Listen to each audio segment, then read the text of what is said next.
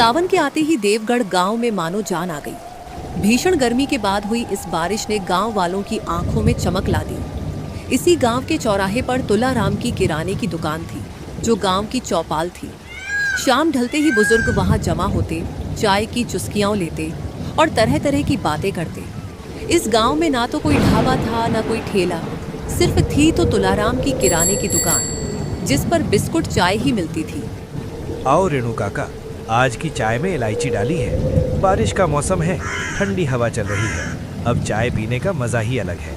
2 दिन पहले तक तो ऐसी गर्मी थी कि जान निकल रही थी, और आज देखो ऐसी ठंडक के लगता है मानो धरती ने चैन की सांस ली हो। सही कह रहे हो तुलाराम, इस उम्र में गर्मी और सर्दी दोनों सताते हैं, पर सावन का महीना आते ही मन को शीतलता मिलती। बस एक अफसोस है, इस गांव में कोई अच्छा सा ठेला नहीं है, कोई गरम गरम खाने को नहीं मिलता। रोज बिस्कुट चाय खाकर मन नहीं भरता। कभी मन करता है कोई मसालेदार चीज़ खाऊं, जैसे अंडा करी या चिकन करी, पर किसी में हिम्मत नहीं कि गांव में कुछ नया करे। काका, आप तो मेरे मन की बात कह गए। मैं रोज सोचता हूँ कि क्यों ना कोई ठेला लगा ले, क्यों ना कोई हमारे गांव में भी कुछ चटपटा लेकर आए। शहरों में तो ऐसी बारिश में ठेलों पर लोग खड़े खड़े खाते हैं और बारिश का मज़ा लेते हैं, पर हमारे गांव में तो सपने में भी कोई नहीं सोच सकता। अगर कोई लगा दे तो मैं तो पहले दिन ही 5 प्लेट खाऊंगा। इतना मन है कुछ नया खाने का। अरे मंगतू, तू बड़ी बड़ी बातें तो बहुत करता है, पर करके दिखाना आसान नहीं होता।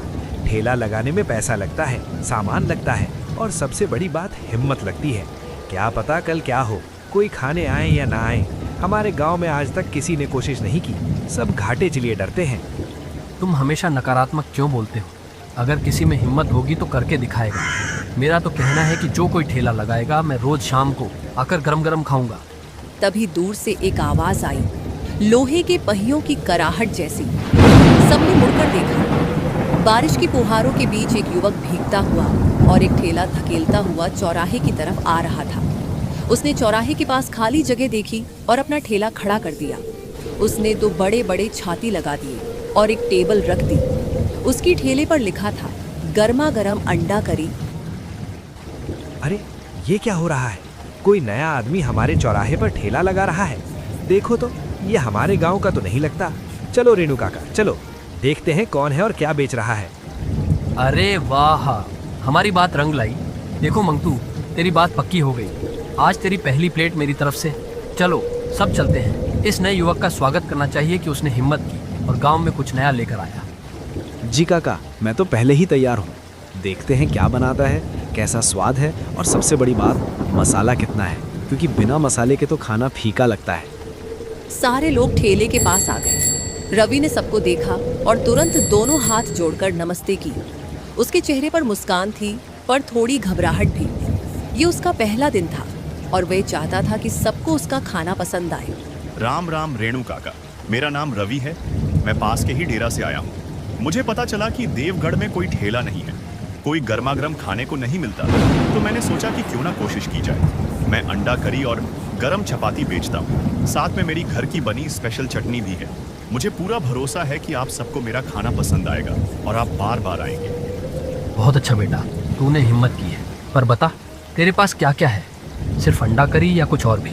और ये बता कि तेरी अंडा करी में क्या डालता है, क्योंकि हम लोग घर का खाना खाते हैं, बाहर का खाना तो कम ही खाते हैं। पर अगर तेरा खाना अच्छा होगा तो हम भी आएंगे। काका, मेरे पास 2 चीजें हैं। एक अंडा करी, जिसमें मैं ताज़ा अंडे, प्याज, टमाटर, हरी मिर्च और मेरी पत्नी द्वारा पिसा हुआ स्पेशल मसाला डालता हूँ। और दूसरी गरम गरम चपाती, जो मैं अभी अभी तवे पर सेंकता हूँ। साथ में मेरी घर की बनी हरी चटनी, जो तीखी नहीं पर बहुत स्वादिष्ट है।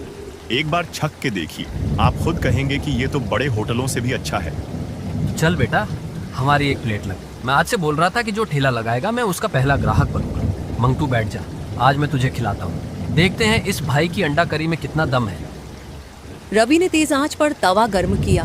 बारिश की इस बूंदों के बीच तवा धीरे धीरे गर्म होने लगा। उसने फटाफट सारे मसाले डालकर अंडा करी बनाना शुरू कर दिया। उसने सबसे पहले गर्मा गर्म अंडा करी और तंदूरी रोटी एक प्लेट में सजाकर रेणु काका के हाथों में थमा दी। सुगंध बहुत अच्छी है, देखते हैं स्वाद कैसा है। चलो छकते हैं। जैसे ही रेणु काका ने एक निवाला खाया, उनसे रहा नहीं गया। अरे वाह वाह बेटा रवि, क्या बनाई है। अंडा पूरी तरह मसाले में घुला है, ग्रेवी घनी है, मसाले का संतुलन एकदम सही है। मैंने आज तक इतनी स्वादिष्ट अंडा करी नहीं खाई। ये तो बड़े बड़े होटलों की अंडा करी को भी मात दे रहा है। तूने तो कमाल कर दिया बेटा। रवि भैया, आपने तो जादू कर दिया। इतनी स्वादिष्ट अंडा करी मैंने कभी नहीं खाई। ये मसाला बिल्कुल घर जैसा लगता है, बिल्कुल माँ के हाथ जैसा ही है। एक और प्लेट बनाओ, आज तो मेरा पेट नहीं भरेगा।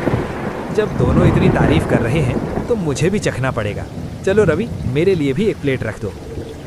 एक एक करके सबने चखा और सबने तारीफ की। बारिश की ठंडी हवा और गरम अंडा करी की सुगंध ने पूरे चौराहे को महका दिया। जैसे ही खबर फैली, लोग अपने अपने घरों से छाते लेकर आने लगे। देखते ही देखते रवि के ठेले के आसपास भीड़ जमा हो गई। रवि भाई, तुम्हारी तारीफ सुनकर आया हूँ। मुझे 2 प्लेट चाहिए, एक मेरे लिए और एक मेरी पत्नी के लिए। जल्दी से लगा दो, इस बारिश के मौसम में मज़े से खाएंगे। मुझे 3 प्लेट चाहिए। 1 प्लेट यही खाऊंगा और 2 प्लेट बीवी बच्चों को ले जाऊंगा। जल्दी करो भाई, बारिश भी हो रही है और खुशबू भी बहुत अच्छी आ रही है।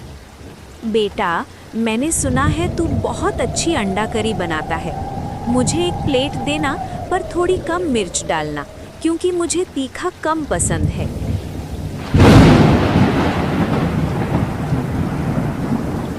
शाम होते होते रवि की सारी अंडा करी और सारी चपातियां बिक गई। कढ़ाई खाली थी, बस मसालों की महक बची हुई थी।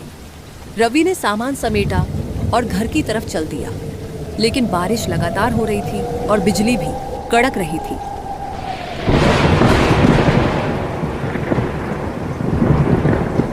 घर पहुंचते ही उसकी पत्नी सुमन और बेटा गोलू उसका इंतजार कर रहे थे। पापा, आज का दिन कैसा रहा? कोई आया या नहीं? कितनी अंडा करी बिकी आज? मुझे बताओ ना जल्दी से। अरे मेरे बेटे, आज तो बहुत मजा आया। सारी अंडा करी बिक गई, सभी ने तारीफ की। लोग इतने खुश थे कि मुझे भी बहुत खुशी हुई कि हमारी मेहनत रंग लाई। सच कह रहे हो ना रवि, पहले दिन ही इतना अच्छा चला। मैं तो सोच रही थी इस बारिश में कोई नहीं निकलेगा घर से बाहर, पर भगवान का लाख लाख शुक्र है कि सब अच्छा हुआ। अब हम और मेहनत करेंगे और अच्छा बनाएंगे। देखो सुमन, आज की कमाई है। हमने सोचा भी नहीं था कि पहले दिन इतना अच्छा होगा। अब तैयार रहना, कल और भीड़ होगी, इसीलिए कल ज्यादा मसाले बांटना। पापा, कल मैं भी तुम्हारे साथ चलूंगा। मैं प्लेट दूंगा और पैसे लूंगा। ठीक कहा ना पापा मैंने? हाँ बेटा, तू भी आना, पर स्कूल का काम पहले करना। समझ गया। अब रात हो गई, बारिश धीरे धीरे कम होने लगी, पर हवा और बिजली अभी भी बहुत कड़क रही थी। अगले दिन रवि जल्दी आया और इस बार और भीड़ थी। उसकी अंडा करी की चर्चा पूरे गांव में हो रही थी। जब बारिश तेज थी, रवि अपने ठेले पर खाना बना रहा था, तभी एक बड़ी गाड़ी चौराहे पर रुकी। गाड़ी से सुरेंद्र सिंह उतरे। रईस, हाथ में सोने की घड़ी, कलफदार कुर्ता, रौबदार चेहरा। वे सीधे रवि के पास आए और उसे ध्यान से देखने लगे। तुम्हारा नाम क्या है? मैंने सुना है कि इस गांव में एक युवक ने ठेला खोला है और लोग उसके खाने की तारीफ करते नहीं थकते। मैं खुद आकर देखना चाहता था कि यह क्या चीज़ है जो इतनी मशहूर हो गई है। मेरा नाम रवि है साहब। मैं अंडा करी और गरम चपाती बेचता हूँ। देवगढ़ में कोई ठेला नहीं था, इसलिए मैंने सोचा कि कोशिश करूँ। लोगों ने मुझे प्यार दिया और मैं पूरी मेहनत से खाना बनाता हूँ। तो चलो, मेरे लिए एक प्लेट लगाओ।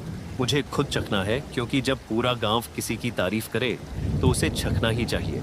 अगर अच्छी लगी तो मैं खुद तुम्हें बड़ा मौका दूंगा, जिससे तुम्हारी लाइफ चेंज हो जाएगी। रवि ने पूरी कोशिश से एक प्लेट अंडा करी बनाई, उसे अच्छे से सजाया और सेठ के सामने रख दी। सेठ ने चपाती तोड़ी, करी में डुबोया और छका। पहला निवाला, फिर दूसरा, फिर तीसरा। रवि भाई, मैंने देश विदेश के बड़े बड़े होटलों में खाना खाया है, पर इतनी सादी और स्वादिष्ट अंडा करी कभी नहीं खाई।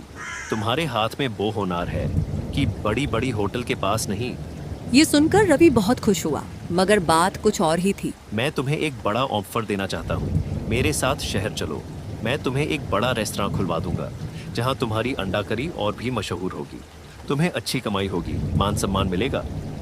साहब, आपका ऑफर मेरे लिए बहुत बड़ा है और मैं आपका आभारी हूँ, पर मैं इस गांव को नहीं छोड़ सकता।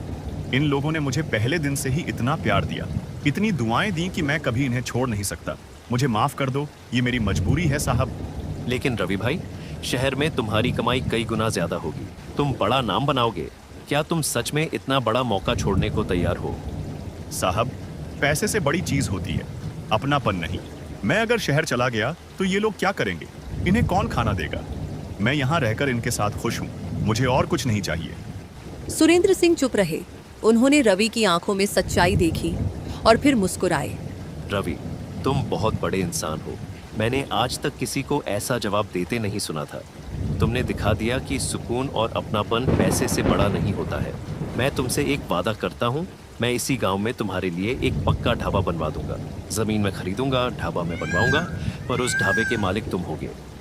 साहब, मैं क्या कहूँ, आपका दिल बहुत बड़ा है, मैं आपको कभी निराश नहीं करूंगा। अगले दिन से काम शुरू हो गया। रवि ने जमीन मालिक से बात की और मालिक ने खुशी खुशी जमीन दे दी। रवि भाई, आप गांव के लिए बहुत अच्छा काम कर रहे हैं। मुझे कोई परेशानी नहीं है। जितनी जमीन चाहिए ले लीजिए। मुझे गर्व है कि मेरी जमीन पर गांव का पहला ढाबा बनेगा और यह मेरी जमीन है। तुमसे कोई शिकायत भी नहीं करेगा।